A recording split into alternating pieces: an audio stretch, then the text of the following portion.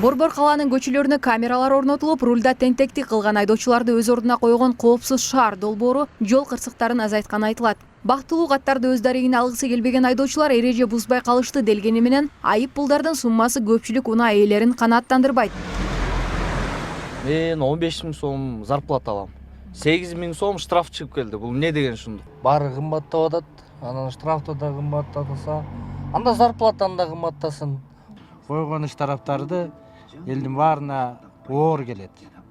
Алган пенсиялары 3000, 4000 болсо, иш тарабы 3000. Жогорку суммадагы айыппулдар бир гана айдоочуларды эмес, жарандык активисттерди да бушайманга салды. Жол эрежесине салынган айыппулдар кыскарыш керек дегендердин арасында Тилек Таалайбеков да бар. Ал Кыргызстандагы айыппулдардын суммасы менен Орусияныкын салыштыра кетти. Айтымында Орусияда айлык акы жогору болгону менен айыппулдардын баасы болгону 250 рубльды түзөт. Москвада иштеген коллегаларым деле мынакей мен өзүм оюмдан чыгарган жоктум да 250 рубль. Ошол эле. Жанагы бизде разметканы 3000 сомдон штраф болуп атат. Ошону эле мынакей. Мен өзүм болдурлуп чыгарган жокмун. Москвада болгондо дагы эң акча көп иштеген жерде Москвада 250 рубльден башталып атат.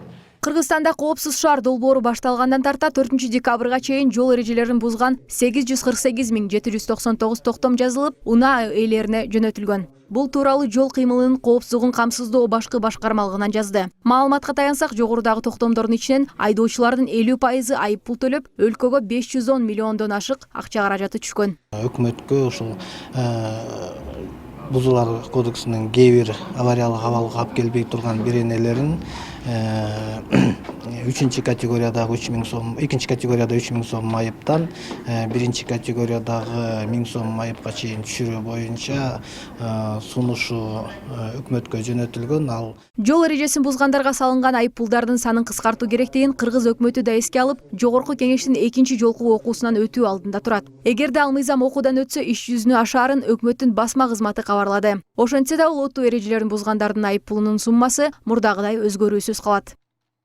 Жазгүл Кенжеева, Нурмухамед Абдумажинов, Ош Пирим жаңылыктары.